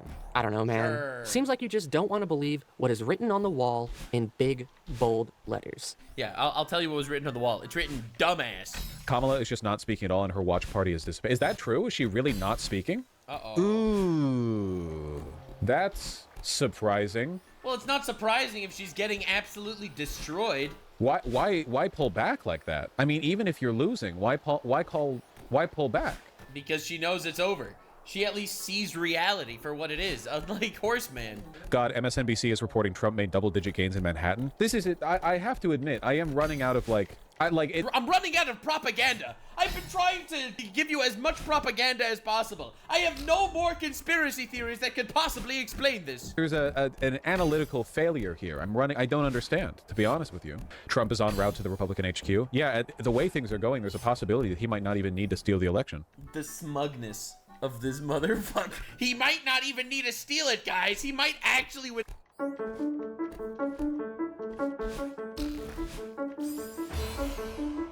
The mission of PwC is really about solving problems. It's a type of firm where you can come in and you can build things, you can develop people, you can actually make a difference. With over 4,000 insurance clients, PwC strive to help those clients. As possible. I have no more conspiracy theories that could possibly explain this. There's an analytical failure here. I don't understand, to be honest with you. Trump is en route to the Republican HQ. Yeah, the way things are going, there's a possibility that he might not even need to steal the election. The smugness of this motherfucker. He might not even need to steal it, guys. He might actually win it legitimately. No, that can't be. New York Times is reporting Trump is likely to win the popular vote. Really? Sexism? Well, even Hillary Clinton sexism. He just throws it in there. Won the popular vote. Oh, I'm glad he just recognized the fact that his theory makes no sense. And there it is. You could only huff the hopium for so long. Albeit it was kind of impressive that he lasted all the way up until the point that Kamala announced that she wouldn't be speaking. Yeah, honestly, I think that's pretty impressive. It literally took Kamala saying, "I am not speaking," for him to be like, "Oh, wait a second. Is it possible that sexism is real?" That is an impressively thick skull, my dude. Yeah, Not much room left in there for a brain. And I got an answer for you to why Hillary Clinton won the popular vote, but Kamala didn't. Well, Kamala is just the most unlikable politician in the modern era. Every single time she speaks, the public likes her just a little bit less. I mean, dude, she was literally shoved into the election, like, randomly. Bro, oh my god. She has so much random goofs and gaffes. She wouldn't take shows. She was unlikable. And the last 4 years were shit. And the public saw that, and clearly they didn't vote that way. Come on, why do you think she wasn't able to get a single delegate when she ran against Biden? Because nobody likes her. She would have never gotten to the position she was at in this current election cycle without the Democrats literally anointing her like a fucking god and getting every media organization to write puff pieces about her over and over. And believe it or not, the puff pieces didn't work because people are realizing that the mainstream media shit is shit. We're just trying to herd the left into believing that she might actually not be a bad candidate. The reality is, Democrats should have shoved Biden out a lot sooner and then ran an actual race for the nomination. This might be a greater upset than in 2016. The severe underperformance of the Democrats is insane. Honestly, yeah. Hillary Clinton winning New York by 26, but Kamala winning by 11? Like, what? Like, genuinely, what is happening? He was so, like, huffing his copium. He literally cannot even see reality. It's crazy. Jersey +6? Illinois plus, like, what, 5, 6? What the hell? Well, I admit to, some failure of analysis, then. Some failure of analysis? Some failure of analysis. Bro, you did the worst job of political commentary I have ever seen in my life. But at least you took it on the chin like a man.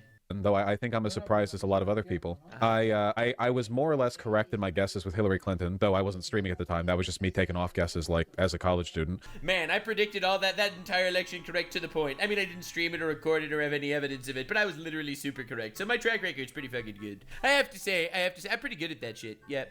And in 2020, I think I had about the right mind on things, you know? I'll admit, this has been a substantial underperformance on Kamala Harris's part. You know, were the polls fucking correct? Well, no, apparently the polls, if anything, the polls overestimated Kamala Harris. If anything, the polls were wrong. What? We're seeing a rightward shift in basically every single part of the country, not even state, but county by county. And he's Mr. Oh, there are more people voting. That's a good thing, because anyone undecided votes left. Everyone, Mr. Political should have shoved Biden out a lot sooner and then ran an actual race for the nomination. This might be a greater upset than in 2016. The severe underperformance of the Democrats is insane. Honestly, yeah. Hillary Clinton winning New York by 26, but Kamala winning by 11? Like, what? Like, genuinely, what is happening? He was so, like, huffing his copium. He literally cannot even see reality. It's crazy. Jersey +6? Illinois plus, like, what, 5, 6? What the hell? Well, I admit to, some failure of analysis, then. Some failure of analysis? Some failure of analysis. Bro, you did the worst job of political commentary I have ever seen in my life. But at least you took it on the chin like a man. Though I think I'm as surprised as a lot of other people. I was more or less correct in my guesses with Hillary Clinton, though I wasn't streaming at the time. That was just me taking off guesses, like, as a college student. Man, I predicted all that entire election correct to the point. I mean, I didn't stream it or record it or have any evidence of it, but I was literally super correct. So my track record's pretty fucking good. I have to say, I'm pretty good at that shit. Yep. And in 2020, I think I had about the right mind on things, you know? I'll admit, this has been a substantial underperformance on Kamala Harris's part, you know? Were the polls fucking correct? Well, no, apparently the polls, if anything, the polls overestimated Kamala Harris. If anything, the polls were wrong. What? We're seeing a rightward shift in basically every single part of the country, not even state, like county by county. And he's Mr. Oh, there are more people voting. That's a good thing, because anyone undecided votes left. Everyone undecided is going to vote left. I think even some right-wing people are going to vote left. Well, that didn't age very well. I'm never taking you seriously again. That's fair. You see, the thing is, I've never taken him seriously the first time. Can't lose faith in someone if you've never had faith in them to begin with. And that's what I tell you guys all the time. Never trust a YouTuber, especially if they're in politics. I think there are underlying, you know, analytical lines you can run on, but I'm not here to supply copium. Oh, it doesn't stop. It seems like it's over. You've ruined your reputation. Yeah, it seems like it's over. What else would a candidate have to do to turn voters away? Well, I think like lesson number one that we're learning from this is that there's basically no relationship between what a candidate does, says, acts like, whatever, and their popularity. Oh, that's obviously fucking bullshit. Like, how is this person a political commentator? You know what affected Trump's popularity? The fact that he was on Joe Rogan and he went on Aiden Ross's stream and on every other podcast on the fucking planet. The fact that he, you know, that when Biden called, you know, Republicans garbage, he ran a garbage truck. When Kamala claimed that she ran a fucking, that she worked at McDonald's, he worked at McDonald's. Like, these things were, yes, stupid, dumb shit memes, but they worked. But they got him in the discussion, in the zeitgeist. I think people liked him because of that. I'll be honest. I think people liked him because he was anti-establishment. The fact that the establishment kept trying to destroy him and he kept on fighting. He survived the assassination attempt and put his hand in the air. You know, like, these things get someone to like someone. And he's, oh, I just clicked the button and it went back to the beginning of the video. God fucking damn it. Well, I think like lesson number one that we're learning from this is that there's basically no relationship between what a candidate does, says, acts like, whatever, and their popularity. Yeah, but that's obviously fucking bullshit, wrong, and stupid. Like, not only is it wrong, but it's also stupid. Like, there has to be a level of retardation that went into that analysis. Like, holy shit. Their popularity is determined entirely by media coverage, which can be bought and sold. 84% of the media was pro-Kamala. Like, is this man actually insane? Like, what on earth, what planet is he on? Media coverage can be bought and sold. 84% of the media coverage was pro-Kamala. Like, what are you talking about? Like, he has said nothing right in this entire video. It doesn't really matter what they do. It matters how they're covered. That's one. For two, don't be a woman. You don't realize 84% of the news sites in America call Trump Hitler. That is not positive. Oh, my Lord. And lesson number two, don't be a woman. Been saying this my whole He literally does not stop the fucking identity politics game. life. For three, economic populism sells. Populism sells. We are in an era of populism. We delayed in 2020, but we have to accept it right now, okay? We are in an era of populism. No one wants to hear well-measured arguments on, like, specific policies or trade deals or whatever else. Yeah, we are in an era of big, sweeping, like, nationalistic, populist, you know, nativist, you know, insane shit that probably will never happen or get passed. Some? Bro, you were unequivocally wrong. You were right about 0 things you thought you would be. You would have been better off flipping a quarter over and over to write that election map. I mean, like, anyone on the right could have told you that the polls were boosting Kamala Harris. Of course, you wouldn't have listened to any of them, but it was truly obvious what the pollsters were doing for her. I guess that is just a hard pill to swallow when you really, really don't want to lose. And to suggest that the media wasn't on her side enough is something truly hilarious. They couldn't have sucked her off harder, dude. Yeah, and not to mention that they... I don't know what he's even talking about. Like, he literally made such a fantastic point. Like, I don't know how you could possibly think that the reason why Trump won is because media coverage is bought and sold and it's pro-Trump. Like, that has to be the most insane take ever. They called Trump a Nazi and a fascist over and over and over. And what good did that do? Nothing. It didn't help Kamala. I don't think it did nothing. I think it actually helped Trump. Because here's the thing. If you call Trump Hitler, and then Trump is president in 2016 for 4 years, and I didn't see him killing any Jews, at least not that I know of, he obviously is not Hitler. So when you have the mainstream media coming after this guy and calling him Hitler, and he's obviously not Hitler, like, duh, it's gonna turn people against the mainstream media. And that falls into Papa Trump's hands. It's kind of crazy. And it didn't. Trump's grandchildren are Jewish. True. Hurt Trump. Because Trump's daughter is Jewish. She converted. Like, it's insane. America, outside of your terminally online leftist bubble, wants to see someone genuine. And despite all of Trump's flaws, you can't say he doesn't just say what he feels, regardless. Yeah, honestly, I mean, bro just talks. And people want a president that they could actually feel like is human and not part of some massive media machine. And I feel like that also led to it, too. And people connect with that. They don't want some focus group conceived garbage that the media sucks off. They want a real connection. And she just failed to do that in every single way possible. This shift is going to be studied for the rest of American political history. Like this genuinely, this is up there with like Reagan's like 84 sweep or Obama in 2008. This is like, it's cataclysmic. I mean, the polls did not predict this. This goes beyond just swing states shifting towards the median. It's unprecedented. It goes beyond. New York Times is predicting Trump winning the popular vote. Nobody well, I'm sure some people did, but like this is worse. So it wasn't the best election night. You've probably found that out by now. If you're finding out from my video, that's really rough. You've probably already seen. It's probably like omnipresent news-wise. Now I'll cut these two. I love you, but I'll cut these two. I'll read every dono. Look, I'm gonna cut the bullshit. It's a really bad result. It's a bad result. It is so bad. People are going to be studying this for decades. Like people, I think in a lot of ways, this is actually worse than Hillary Clinton's result in 2016. I think that if you ask me right now, he's losing it. He's losing it. Why it went down this way? Okay, I'm asking him right now. Because, I mean, his analysis has been pretty on point so far. I'd love to hear what he has to say. Ballpark answer, misogyny. Of course! Straight from the horse's mouth. Oh my god. I feel like this election will be studied more for the media coverage of the election than the election. But no, the election was pretty crazy too. Weakened rhetoric on immigration. That is to say, Democrats stopped pushing back against anti-immigrant sentiment and started kind of adopting it themselves. And a lack of economic populism. They are fighting for procedural, institutionalist rhetoric in a world that is populist. That's the analysis. The cold hard take. He said a lot of big words. Whether you understood them or not, no, he knows what he's talking about. Probably. That's my just ballpark guess right now. Honest to God, the results here are insane.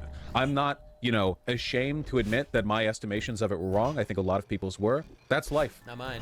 Just saying. That's life. You make plans, God laughs. Your question is, what do we do next? Well, I'm not going to lie to you. It's going to be a rough 4 years. Maybe more than 4 years. He's losing it. I can't believe this. It's going to be a rough time. Sheesh. Truly hilarious. Yeah, honestly. Remember when he was staring at just a few blue arrows on that map and then jacking himself off and hyping up chat about how the possible blowout was coming for Kamala? Yeah. How wrong he was. In fact, I don't think he could have been more wrong about his analysis. I think he was truly wrong on every single thing he thought and hoped for. Talk about a big oof. And a fat L for Mr. Horseboy. Probably why he turned off his stream before Trump even came out for his speech. Wow! He rage quit! He actually DC'd. Oh my god, he was so ashamed. He had to end his stream. He's a political streamer. This is his freaking Super Bowl, bro. This is his Super Bowl. This is his biggest stream night every 4 years. And he cut it short. Oh my god. Brother. The folder was calling. Anyway, guys. I hope you guys got a good laugh at Vosh's expense with this one. I did, honestly. I know I did. Thank you, Grifter, for covering this. Thank you, Grifter. It was good shit. Dude, if we can get, like, these analyses of these long-ass streams... It's a Gundam. No, I wish I could like this video 2 times. Ah! Well, anyway, that has been the...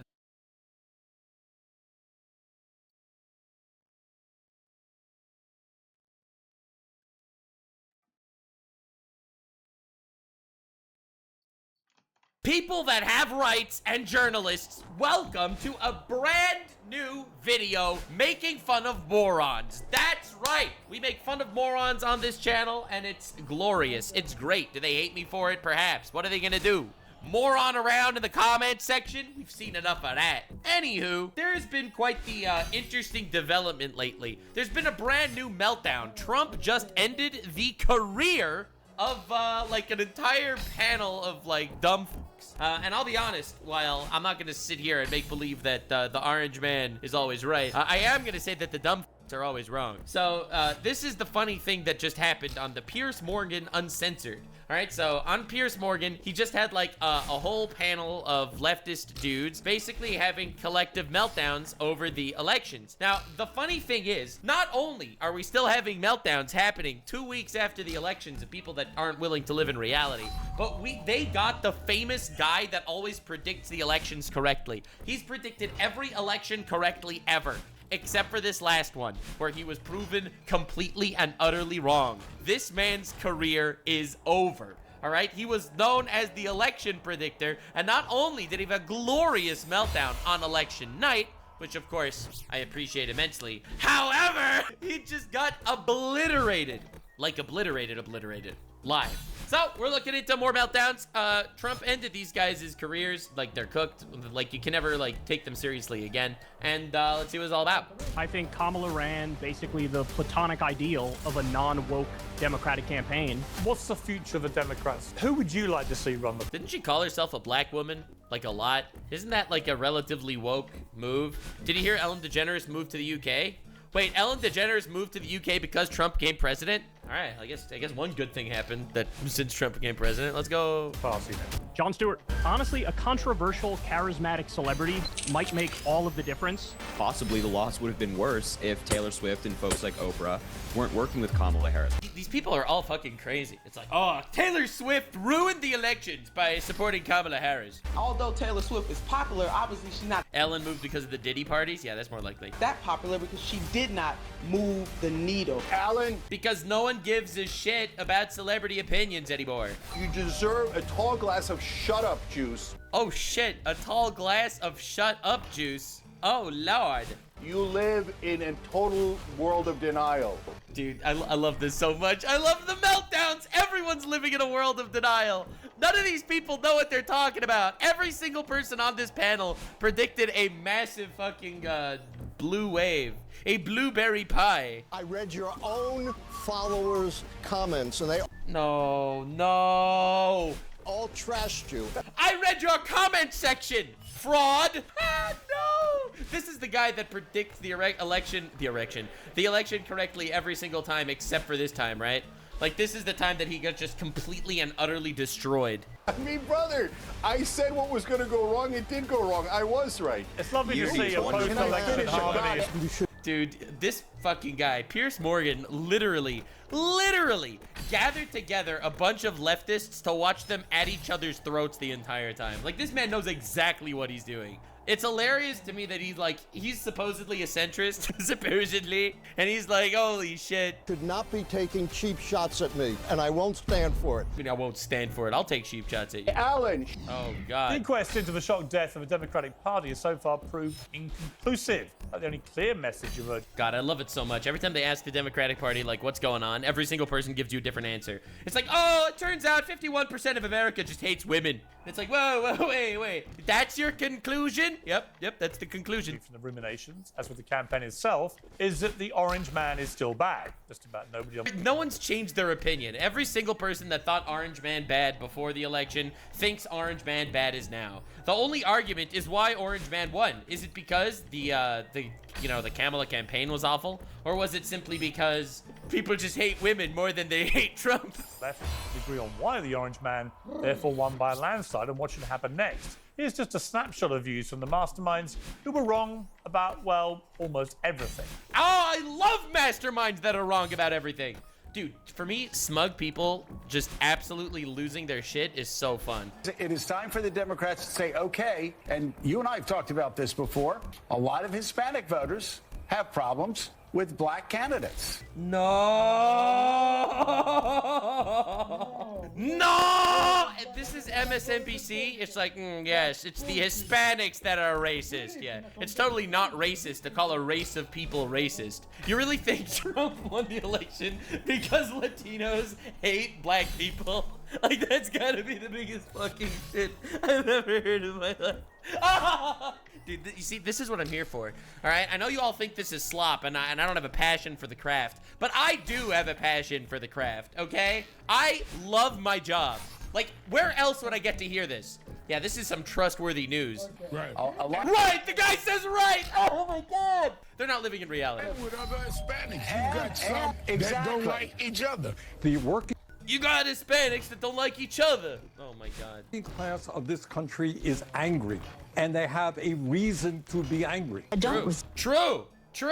Inflation is shit. Respect him saying that the Democratic Party has abandoned the working class families. That's where we are. Oh my God, every single one is literally at war with each other. Elon Musk is Hey, this is the guy. This is the loser that predicted the election completely incorrectly and makes believe he has some sort of 100% proper way to predict it. I wonder what his excuse is for predicting it wrongly. how many hundreds of billions he has been the director of misinformation. And this idea that, like, oh no, the economy is actually good or crime is actually down, or this is all just Fox News. Like, shut the fuck up with that. Like, talk to some people who live near you. I mean, this really What is that guy talking about? Food is just more expensive. was an historic, flawlessly run campaign. She had Queen Latifah never. They're all crazy. Like, they're literally all delusional. I don't understand. I am not some super politically literate dude, all right? However, I, a moron, by the way, recognize that it was probably the worst political campaign I've ever seen in my lifetime.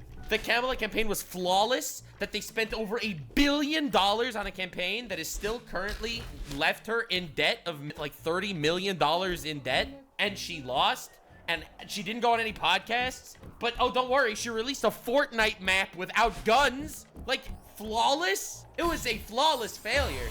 Never endorses anyone. She came out and endorsed. I got bad. They all laughed at her because it's so insane.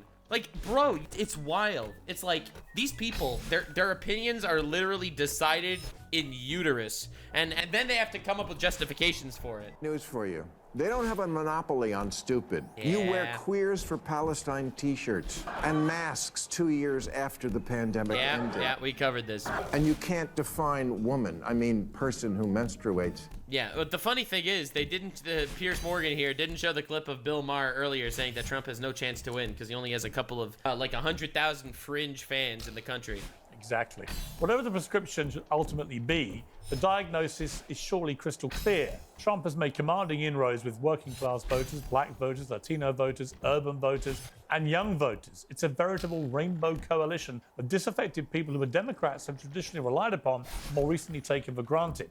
So what drove them away? Was it government-funded operations That's to the transgender question. illegal aliens? What caused the failure of the left? It's crazy. I mean, the funny thing is, every time you hear people, whenever you hear people on the left talking about Trump, it's like, Trump is the worst candidate ever. He's just horrible. He's just evil. He's just terrible. It's like, the clown that you are describing is who beat you. Like, that has got to hurt, no?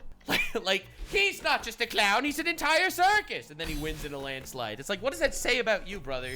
Was it prioritizing SNL and 60 Minutes over Joe Rogan and Theo Von? Was it the warm embrace of Liz Cheney and a hawkish, even conservative stance on the wars in Israel and Ukraine? Was it gaslighting America into believing Joe Biden was so sharp he could slice concrete and then ousting him for a simply dreadful candidate in Kamala Harris? Maybe it was all of the above. Joe Biden, he was so sharp. He's so sharp. I'm telling you, he's still sharp. They don't know. I don't know. I like the Joe Biden voted for Trump theory. With the customary liberal serving of supreme self-confidence and the firm belief that everyone who disagrees with them is a moron or a bigot. But joining me for an uncensored battle for the heart and soul of the Democratic Party, the host and founder of the Young Turks, Cenk Uygur, presidential historian and pollster Professor Alan Nickman. Presidential historian. Oh, and he was wrong. He literally has one job every 4 years, and he was wrong. Democrat influencer. Oh, I don't know. I've seen a couple clips of this fucking sissy. Harry Sisson. Oh, that's his actual name. Holy shit. Author of New Prize for These Eyes, a senior political analyst at Fox News. Juan Williams. Well, welcome to all of you. One in particular, a long time since I've spoken to you.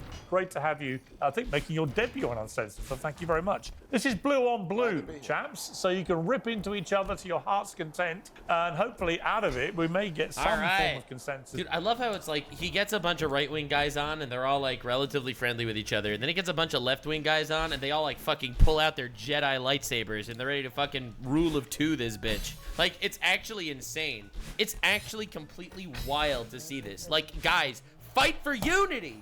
Like, you gotta fight to become a party that people want to respect. Over certain ways that the Democrats could go. Juan, let me start with you. When you look at the election and you look at the thumping win Trump got and who he won it with, do you think this whole campaign by the Democrats to portray him as racist, sexist, transphobic, Islamophobic, a Nazi, blah, blah, blah, blah, blah, did they just over-egg the devilment souffle and just in the end play into his hands? Well, I think they thought, based on the numbers, that this was going to be an effective form of attack, and I think... Based on what numbers? Their numbers were fabricated, brother. Oh, no. Based on the numbers, every time we called him Hitler, it worked. It worked so well in 2016, didn't it? It was for the base of the party, but I think that there were a lot of people who were attracted to other parts of Trump, and I think the whole other parts. It's like everyone, they knew he was a Nazi. They all knew he was a racist, Nazi, rapist guy. They all knew that, but there were other parts about him that we really liked. For example, his orange complexion,